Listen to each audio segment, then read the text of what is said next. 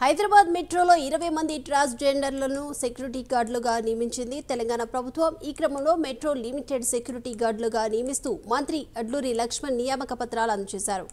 ట్రాన్స్జెండర్లు ఆత్మగౌరవంతో జీవించాలని సీఎం రేవంత్ రెడ్డి సంకల్పించారని అన్నారు. సమాజంలో వారు గౌరవంగా బతకాలనే ఉద్దేశంతో ఈ అవకాశం కల్పించినట్లు చెప్పారు. కష్టపడి పనిచేస్తూ ఇతర ట్రాన్స్జెండర్లకు ఆదర్శంగా నిలవాలని మంత్రి అడ్లూరి లక్ష్మణ్ సూచించారు.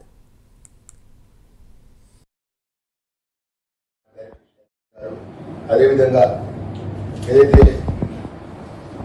మెట్రోకి సంబంధించినటువంటి వారి తరఫున వచ్చినటువంటి వర్కీస్ గారు, ఏదైతే ఏజెన్సీకి సంబంధించినటువంటి ఎవరైతే ఎస్ఐఎస్